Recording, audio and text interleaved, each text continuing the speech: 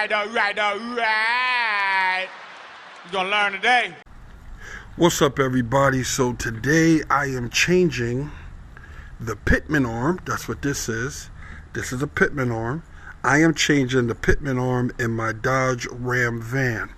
Now the Pitman arm is a steering component. It connects it's like a pivotal point for the drag link. So one end, this end will connect to the frame, and this end will connect to the drag link. I'm going to show you guys in a second, but as you guys saw in the intro, what it looks like when the Pitman arm goes bad.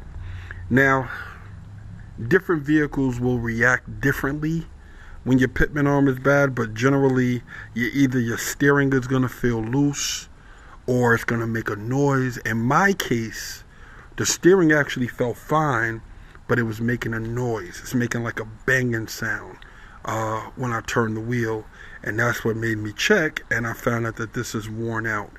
Now, the van has two of them. There's one on the driver's side.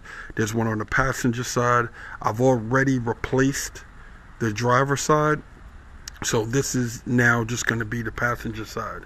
Alright, so I'll cut you guys when I get underneath so I can show you guys exactly where it goes. Okay guys, so this is the Pitman arm. This is the location. So like I said, one end mounts here to this bracket, which is connected to the frame, and the other one connects here to the drag link. Now on mine, if you push up, you'll see you should not have this much play. So this is worn out, as you see. So honestly, it's a very simple job. You just got to pull the cotter pin, then remove this castle nut, and then remove this. This is a through bolt. So the nut is down here and you need something up top. The sizes are 13, 16, 7/8, and this is a 17 millimeter. So that's all you need to remove these. On a pair of pliers just to pull out the cotter pin. Now, as long as this bolt comes out and it separates, it's fine. If not, you're going to need a pickle fork just to put it in there and separate. But this is a very easy job. Now, I'm not going to bore you guys with watching me take bolts loose, so I'm going to cut you on as soon as I pull it out so we can compare the two. Okay guys, I got it out. Like I said, it's very easy to remove. I did end up having to use the pickle fork to remove it, so I suggest keep this close. If you don't have one, of course, I'll leave the link below like everything else, but I did have to use it to remove it. Now, this is the old one. Now you can see the difference. See the play?